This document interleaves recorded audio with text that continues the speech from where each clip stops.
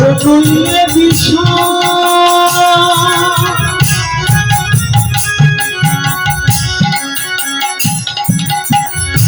ওরে কেন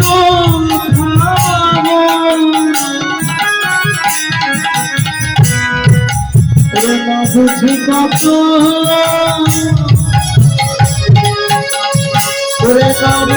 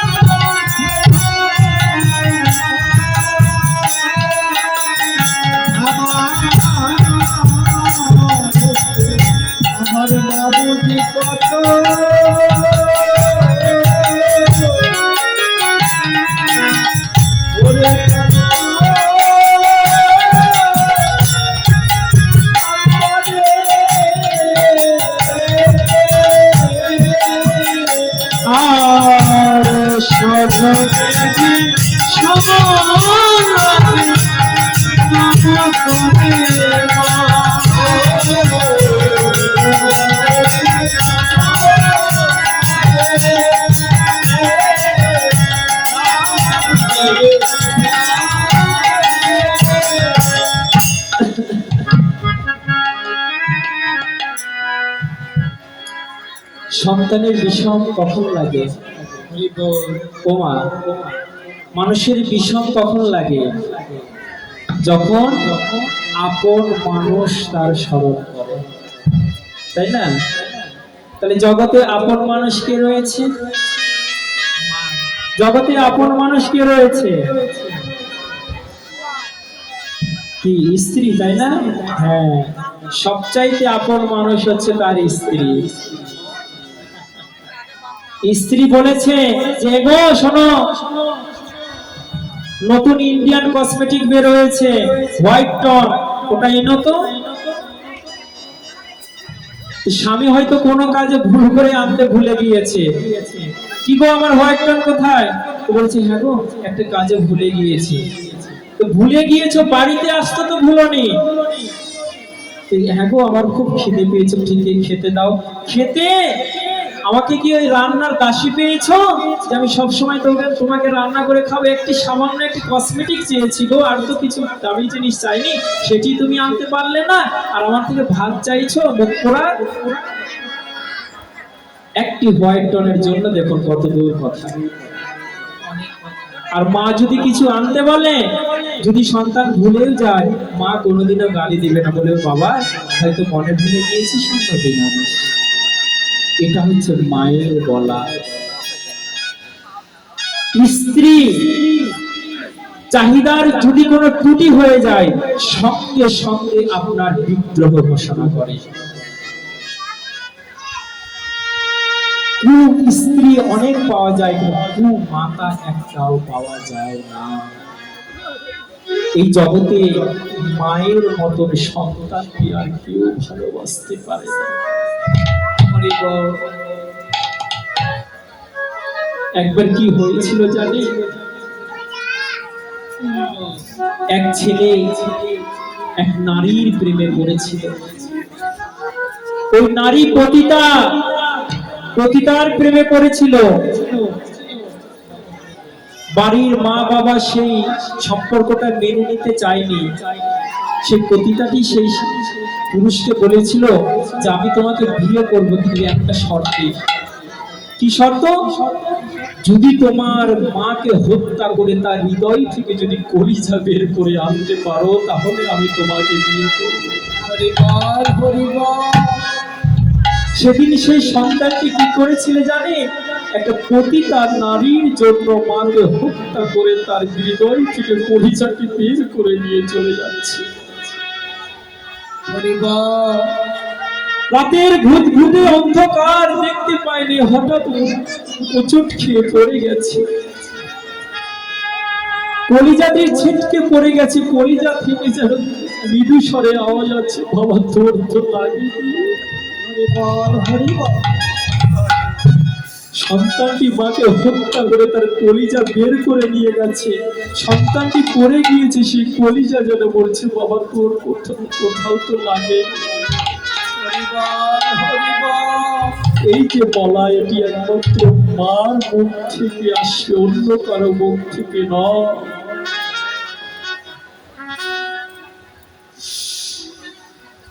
এই হচ্ছে মা।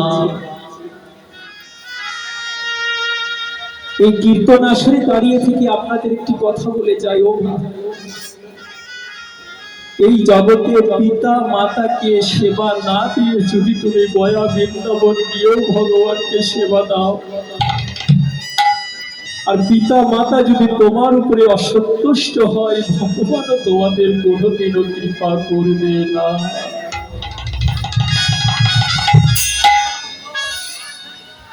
সংসার ধর্ম করছো, স্ত্রী পুত্রদের নিয়ে আছো, বেশ ভালো কথা, কিন্তু পিতা মাতার মনে কোনো কষ্ট দিয়ে নয়।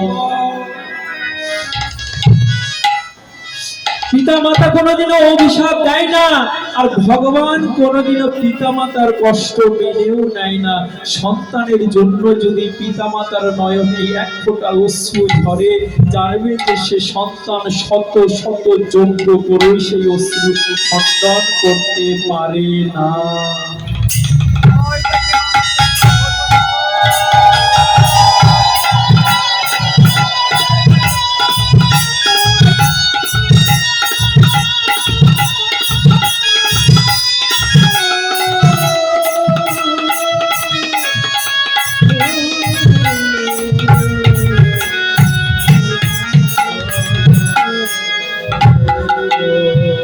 আমরা বড় সাত করে বৌমা আনি না, কি গো শাশুড়ি মায়েরা যারা আছে বড় সাত করে বৌমা আনে, তাই না? বাড়িতে আসলে কি বৌমা সেবা করবে, সকল বাবা মায়ের ইচ্ছা বৌমা বাড়িতে আসলে সেবা করবে, কিন্তু কি বৌমা আনতে গিয়ে কি চলে আসে, বোমা চলে আসে, বোমা চলে আসে। এখন বোমাটা কয় প্রকার ও মায়েরা? বোমাটা কয় প্রকার? বোমা হচ্ছে তিন প্রকার। একটা হচ্ছে হ্যান্ড বোমা, হাতের বোমা, একটা হচ্ছে টাইম বোমা, আর একটা হচ্ছে পারমাণবিক বোমা। হাত বোমা কি? হাত বোমা কি? শরৎচন্দ্র একদিন গ্রাম ঘুরতে বের হয়েছেন, কেননা কবি মানুষ তো, এটা কিন্তু বাস্তব কথা, আমি গল্প করছি না। শরৎচন্দ্র চট্টোপাধ্যায় গ্রাম ঘুরতে বের হয়েছে, গ্রামের দৃশ্য দেখে উনি কাব্য রচনা করবেন। গ্রামে ঘুরতে গেছেন, দেখছেন যে একটা শাশুড়ি মা চিৎকার করে বৌমাকে গালি দিচ্ছে, কাজ করতে পারে না, বিয়ে হয়ে এসেছে। শাশুড়ি মা চিৎকার দিয়ে গালি দিচ্ছে বৌমাকে। একদিন দুই দিন শোনার পর এখন শরৎচন্দ্র মনে করলেন, না এখনকার বৌমা তো শিক্ষিত হয়েছে, শাশুড়ি মাতাকে একটু বোঝায়, বৌমাকে এত গালি দিতে নাই, তারা এখন শিক্ষিত মেয়ে, তাদের ভালো করে বুঝালেই তারা বুঝবে।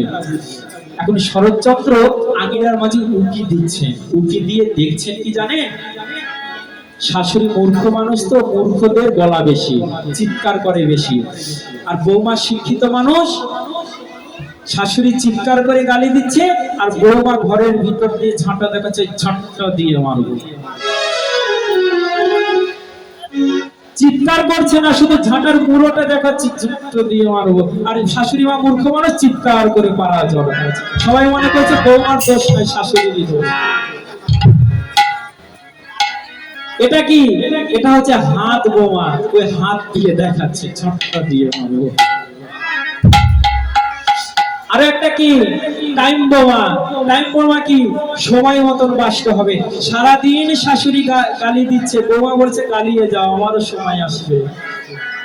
সারাদিন গালি হজম করেছে। যেই ছেলে এসেছে, মারো মা, ছেলের কানে কি যে ফুসফুস করে দুটি কথা বললো, 10 মাস 10 দিনের নারী ছেড়া সম্পর্ক সম্পূর্ণ ভুলে গিয়ে, মা তুমি আমার বউকে কি বলেছো? দেখো, আমার বউকে কি বলেছো? মাকে গিয়ে প্রশ্ন করছে, আমার বউকে তুমি কি বলেছো? শুরু হয়ে গেল, মানে ওই যে টাইম বোমার টাইম মতন নষ্ট হয়েছে। জানি বলবো কেন, তোমারটা দিয়ে তোমাকে শাসন করবো, টাইম বোমা। আরো মানে কি, পারমাণবিক বোমা, যেটি হলে একদম বিশ্ব ধ্বংস হয়ে যায়, সেটা হচ্ছে ডিভোর্স। এমন কিছু কিছু নারী আছে জানেন, সংসার তারা ভাঙতে আসে, গড়তে নয়। এক হয় নারী, এক হয় আনারি। যারা আনারি তারা অন্যের সংসার ভাঙতে আসে, আর যারা নারী তারা সংসার গড়তে আসে। যারা বৌমা, তাদের কাছে আমার কথা বলা থাকবে যে আজ আপনি বৌমা, কাল আপনি শাশুড়ি মা। কাঁদালে কাঁদিতে হয়, এই কথাটি মিথ্যা নয়। আজ যদি বৌমা হয়ে শাশুড়ি মাতাকে কাঁদান, আপনি একদিন শাশুড়ি মাতা হবেন, আপনারও বৌমা একদিন আপনাকে সেই একই ভাবে কাঁদাবে। কেননা কাঁদালে কাঁদিতে হয়।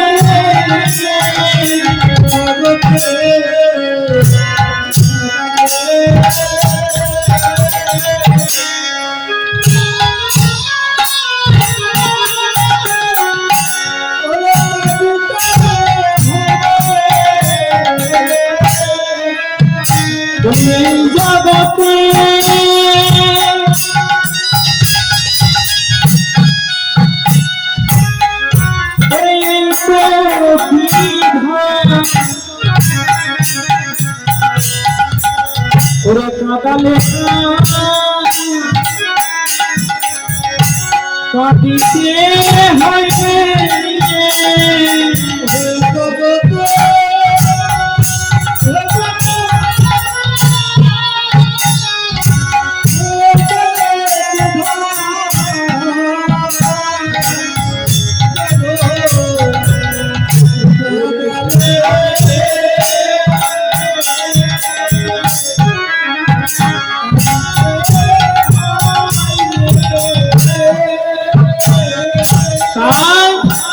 কানাই আমার শ্রীরামকে বলছেন, শ্রীরাম রে, আরে আজও মাঠে আমাদেরও বিলম্ব দেখিয়া,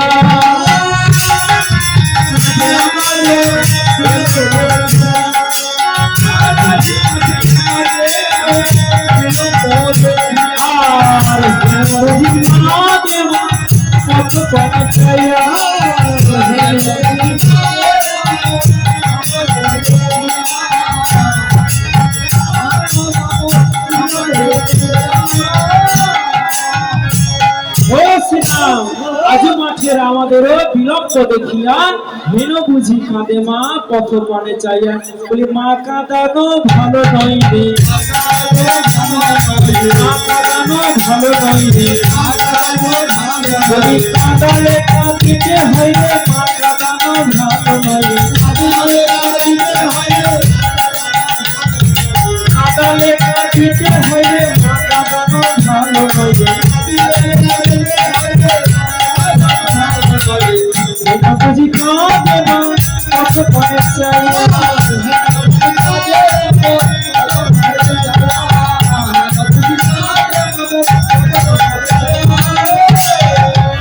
তাই কানাইকে বলছে, কানাই শ্রীরামকে বলছে, শ্রীরাম রে,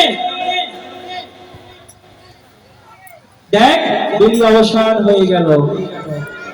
মা আমাদের বড় চিন্তা করছে, কেননা আমি তো মায়ের একা গোপাল, আমার ছাড়া মায়ের আর কেউ নাই। আমি যদি বিলম্ব করি, মা অনেক চিন্তা করে। কেননা ভগবান দেখো 15 বছর পর থেকে প্রতিদিন এক একটা অসুর নিধন করেছে। মা সবসময় চিন্তায় থাকে। ও মা, একটা সত্যকার ঘটনা শুনবে। যশোমতী মা না গোপালকে নিয়ে সবসময় চিন্তায় থাকতেন, সবসময় চিন্তায় থাকতেন। এই বুঝি রাক্ষস আসলো। আর কৃষ্ণ যখন দ্বারকায় চলে গেলেন, তখন কৃষ্ণকে নিয়ে সবসময় চিন্তায় থাকতেন কে? রোহিণী। রোহিণী বলরামের স্ত্রী কেন চিন্তায় থাকলেন? বলছেন কৃষ্ণ, তোমরা তো সারা দেশে যুদ্ধ করেছো, তোমাদের তো কেউ আর বিয়ে দিবে না। মানে কৃষ্ণ আর বলরাম এমনটা স্বভাবে ছিলেন, সারা রাজ্যে যুদ্ধ করেছিলেন। তো কোন জামাই যদি যুদ্ধ করে, তাহলে সেই জামাইকে কি কেউ মেয়ে দেয়? সন্ত্রাসী মানুষকে কি কেউ মেয়ে দেয়? কৃষ্ণ আর বলরামকে সবাই সন্ত্রাসী ভাবতো, সারাদিন যুদ্ধ করে নিয়ে থাকতো। ওই জন্য সেই রোহিণী বলেছিল, কৃষ্ণ তোমাদের তো কোনোদিনও বিয়ে হবে না, তার সে একটা কাজ করো, তোমরা যাকে পারো পছন্দ হয় তাকে ধরে ধরে নিয়ে আসো, আমি বরণ ডালা দিয়ে সাজিয়ে রাখবো, শুধু আরতি করবো আর ঘরে ঢুকবো। তাই দেখবেন কৃষ্ণের কোনোদিনও বিয়ে এই 7 পাকে ঘুরে বিয়ে হয়নি, যত বিয়ে হয়েছে সব হরণ করা স্ত্রী।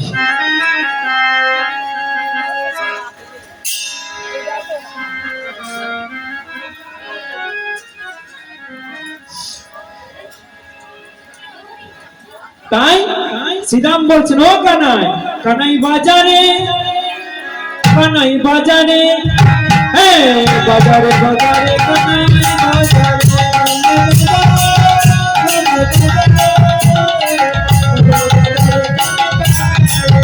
কানাই বাজারে, কানাই বাজারে, বাজারে বাজারে কানাই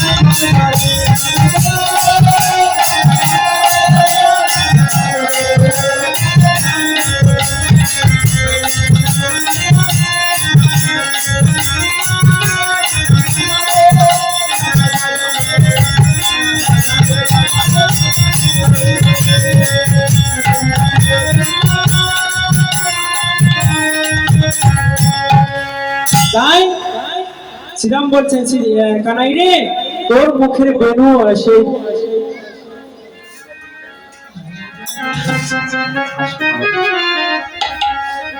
তোর মুখে বেনু স্বর না শুনলে কোনো গাভীরা আসবে না।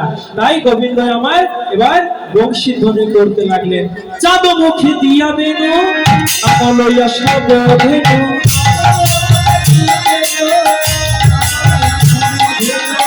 কাটিতে লাগিল উচ্চ স্বরে,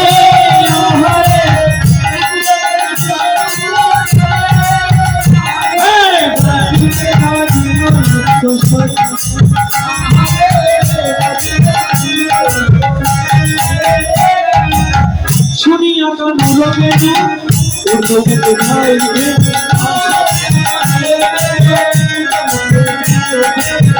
শুনিয়া কান রবেনু উর্ধ্বমুখে ধাই ধেনু,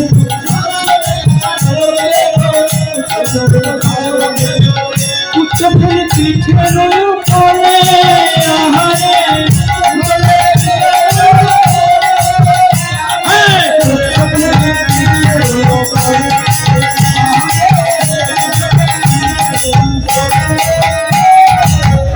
চাঁদমুখে দিয়া বেনু নাম লইয়া সব ধেনু, ডাকিতে লাগিল উচ্চ স্বরে, শুনিয়া কানর বেনু ঊর্ধ্বমুখে ঢাই ধেনু, উচ্চ ফেলি পিঠের উপরে।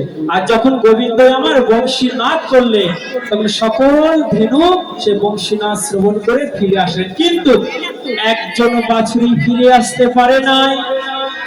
ও মা, গোবিন্দের একটা শ্যামলী নামে বাছুরি ছিল, সেই বাছুরিটি ছোটবেলার বাছুরিকে প্রসব করে মাটি মারা যায়। দেখবেন যে আমরা যখন পশু প্রাণী পালন করি, যে প্রাণীর মা মারা যায় তাকে আমরা খুব কাছে রেখে পালন করি, তাই করি না? গোবিন্দ আমার সেই বাছুরিকে কাছে রেখে পালন করছিলেন, নাম ছিল শ্যামলী। এই শ্যামলীকে আজ চারণে এনেছিলেন, বলেছিলেন, শ্যামলী রে, এই গাছের তলায় বসে বসে তুই কচি কচি ঘাস খাবি, ঘাসের লোভে দূর বনে তুই চলে যাস না,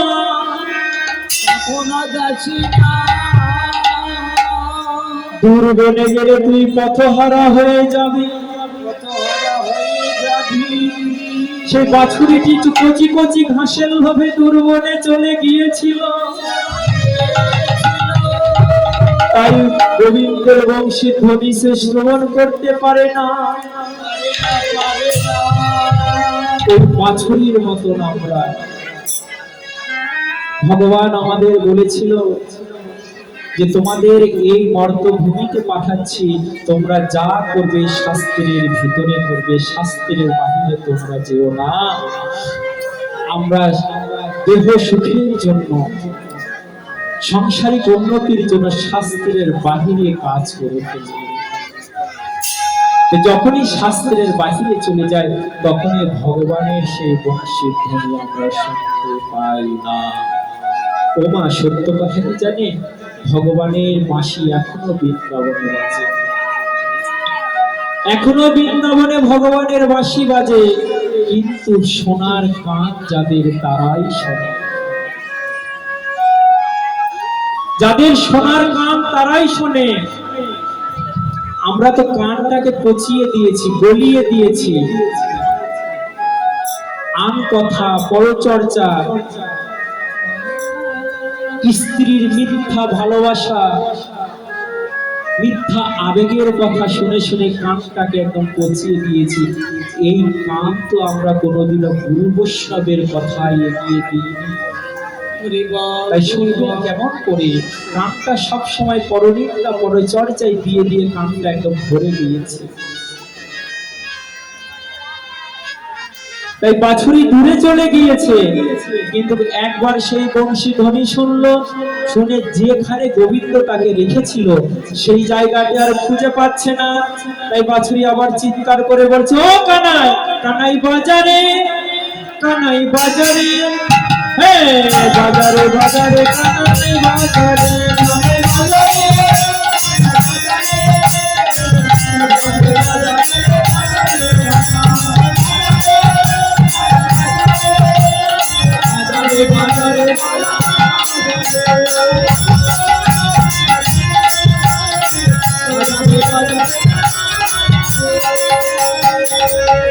তাই চাঁদকে খেদিয়া বেরো নাম লইয়া সাবধেনু ডাকিতে লাগিল উচ্চ স্বরে, উচ্চ স্বরে শুনিয়া কানুর বেনু ঊর্ধ্বমুখে ধাই ধেনু,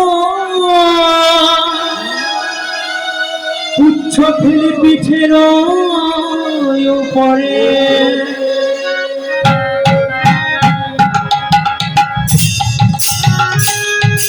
বাবা, আমরা যখন আনন্দ প্রকাশ করি তখন হাসি তারা প্রকাশ করি না, কিন্তু যারা পশু পাখি তারা তো আর হাসতে পারে না।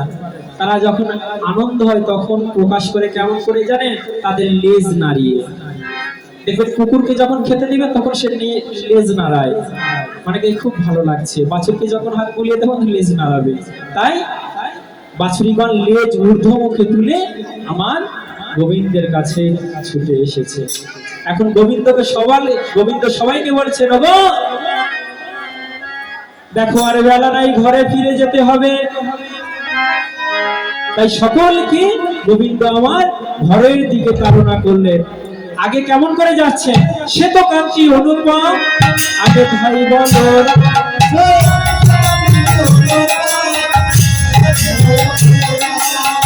সে তো কান্তি অনুপম, আগে ভাই বলো,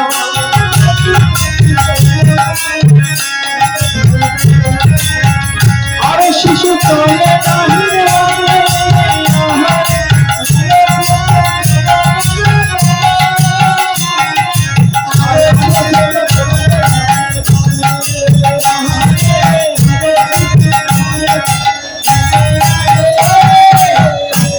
যিনি পুরোহিত মশাই রয়েছেন, আমি আহ্বান করবো তাকে আরতির ডালা আনতে। যাওয়ার ভঙ্গিটা কেমন দেখো? একজন মহাজন সেই চলার ভঙ্গিটা লক্ষ্য করে বলছেন, আজ আমার গোবিন্দ আর গাভীগণ কেমন করে যাচ্ছে? ছোটি ছোটি গাইয়া ছোট ছোট বাজ, ছোট সামের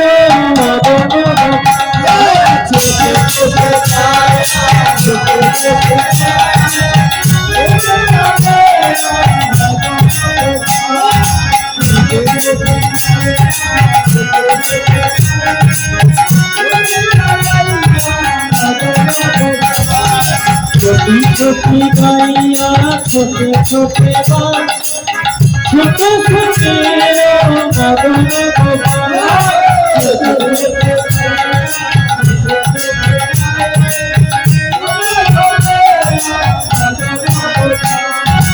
हरी हरी गाइया छोटे छोटे बाल,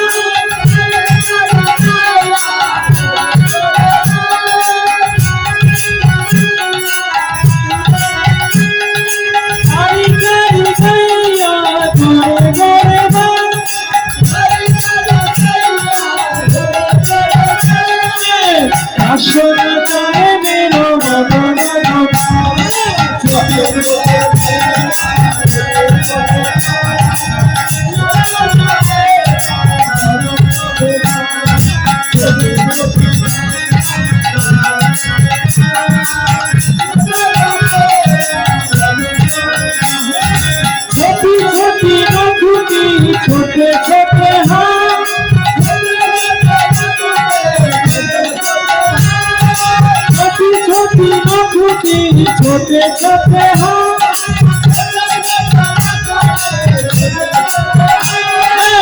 বংশী বাজাবে মেরো মদন গোপাল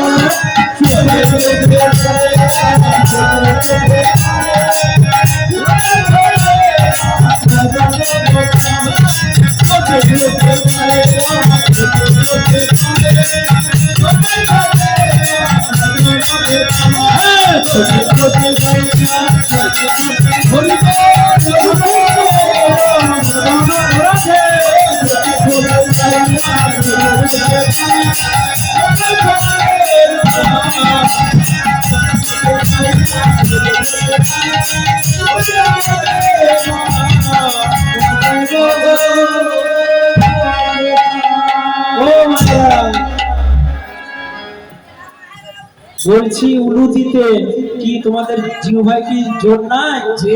এখনই যদি বাড়িতে ঝগড়া লাগে ওরে বাপ রে বাপ, বক্স ফেল করে যাবে, সাউন্ড সিস্টেম লাগবে না, মাউথ স্পিকার লাগবে না, একদম গোটা পাড়া জেনে যাবে। আর হরি কথা কৃষ্ণ কথা একটু উলু দিতে বলছি, তাই জিহ্বায় জোর হচ্ছে না। জিহ্বা খাটো হয়ে গেছে যে খিচুড়ি খায়, তাই ও খিচুড়ি খেয়েছে। আমি পুরোহিত মশাইকে বলবো আরতির ডালা সাজাতে, তাড়াতাড়ি নিয়ে আসতে, আমাদের সময় শেষ।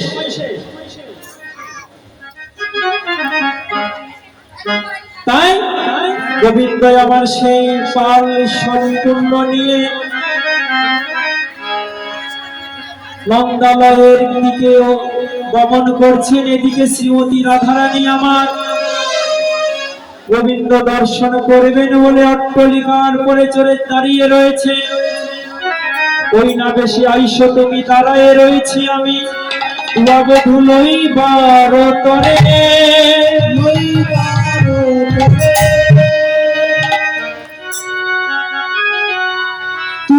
ধুলোই বারো তরে।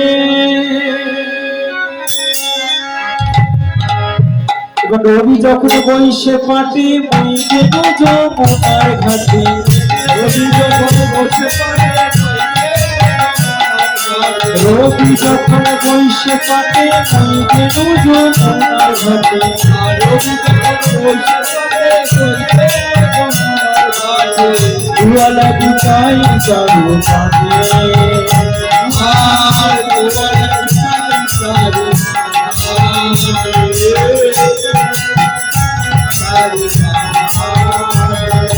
চঞ্চল ধবলির সনে কত না হেঁটে চঞ্চল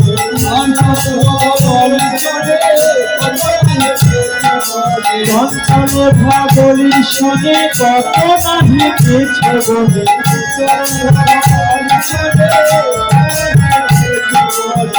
চাঁদন করেছে সুতাই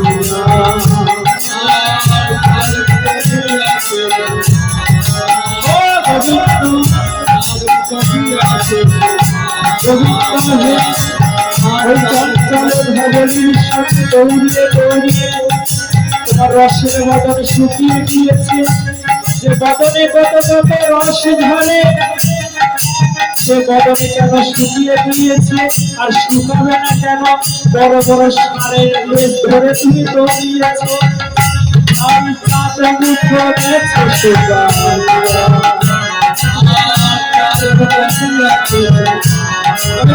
শোনো, তোমার সেবার জন্য আমি একটা বস্তু রেখেছি, কি জানো?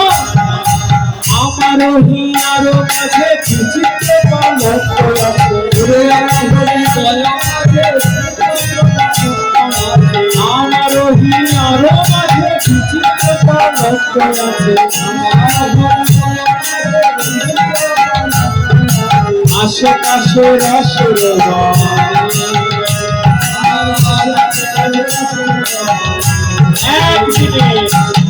অনেক দেহারামি দেহাবাদী কীর্তনিয়া রয়েছে, এই পদের ভুল ব্যাখ্যা করে যায়। কি বলে আশেপাশে রসের বালিশ? এই রসের বালিশ শব্দের অর্থ কি? যারা ভণ্ড, যারা কপট, যারা দুশ্চরিত্র, যারা লম্পট, সেগুলো কীর্তনিয়া বলে থাকে আশেপাশে রসের বালিশ মানে নারীর দুইটি স্থান। এটা যারা কপট দুরাচার, সেগুলো কীর্তনিয়ারা বলে যায়। কিন্তু শাস্ত্র বলছেন আশেপাশে রসের বালিশ মানে নারীর দুটি স্থান নয়, সেটা কি? প্রেম আর ভক্তি। শ্রীমতী রাধারানী গোবিন্দকে সেবা দেবেন বলে প্রেম আর ভক্তিরূপী দুটি রসের বালিশ হৃদয়ে রেখেছিলেন। তাই আশেপাশে রসের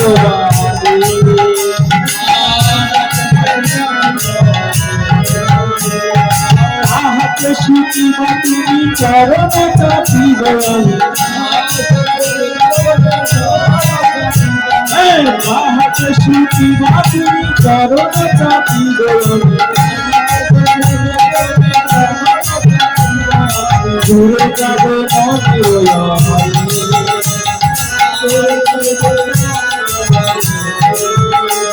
আর দূরে যাবে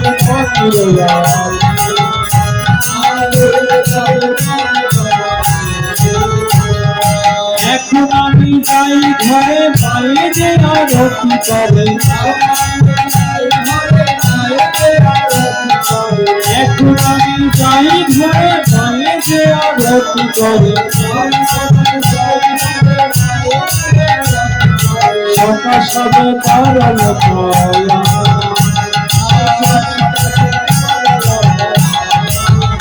এবার কহে যদুনাথ দাস পুরাই রে মনের সাথে, কহে যদুনাথ দাস পুরাই রে মনের সাথে,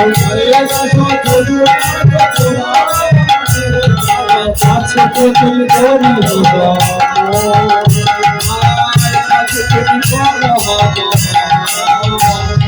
রাধারানী। আমার মা আরো 3 বেলা সাজিয়ে নিয়ে বসে আছে, এখন তুমি আমাকে ছেড়ে দাও।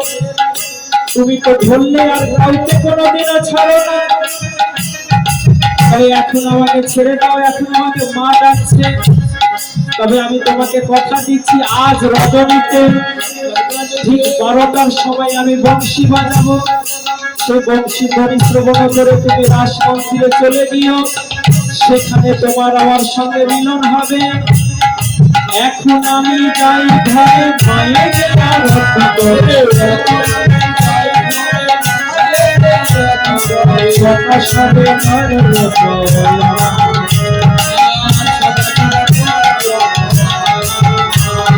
কহে যদুনাথ দাস পুরাই মনের সাথে,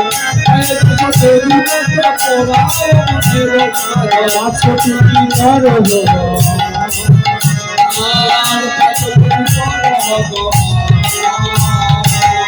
এই বলে গোবিন্দ আমার সেই সখাগণের সহিত গাভী বৎস নিয়ে নন্দ গাঁয়ে এসে উপস্থিত হলেন। কোন গাঁও? নন্দ গাঁও। নন্দ গাঁয়ে এসে উপস্থিত হলে এদিকে সেই গোবিন্দকে দর্শন করে নন্দরানী আবার কি করছেন? নন্দ দোলার বাছা যশোদা দোলা,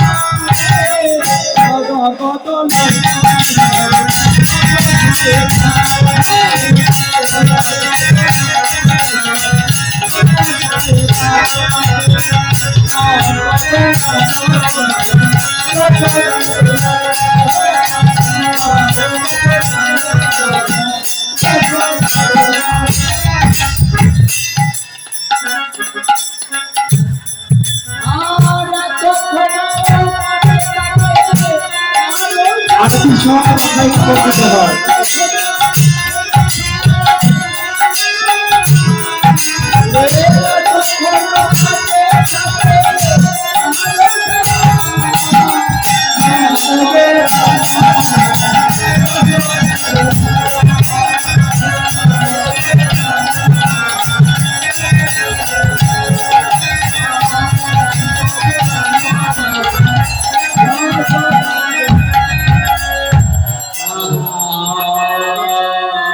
আরতি করি নন্দ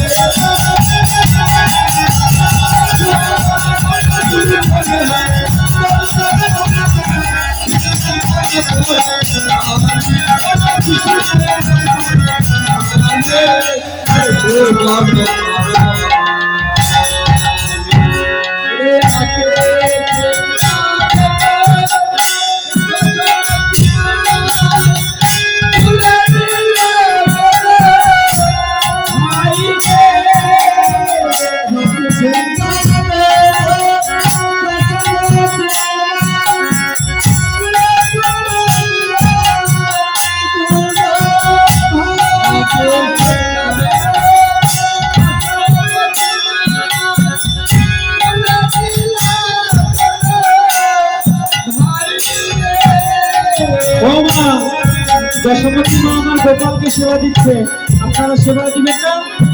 এই আরতি মন্ত্রে গোপালের সেবা, এই গোপালের সেবার জন্য আপনারা যেটা করেন দিয়ে যান।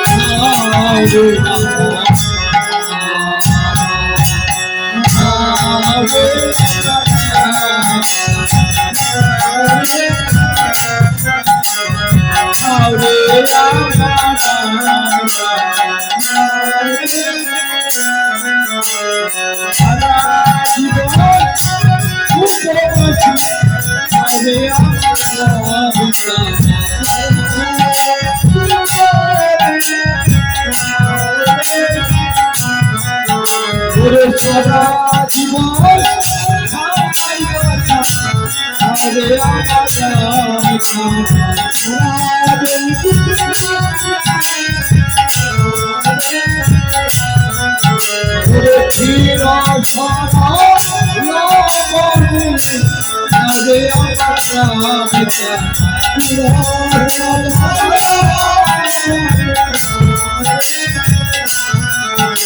আমার কাজ বদন সুখাইয়ে আমার কাজ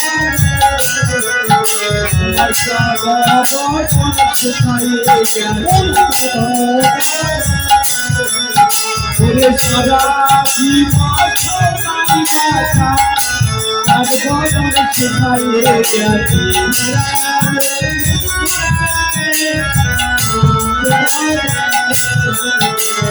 সারা কিছু কাজ বদন সুখাইয়ে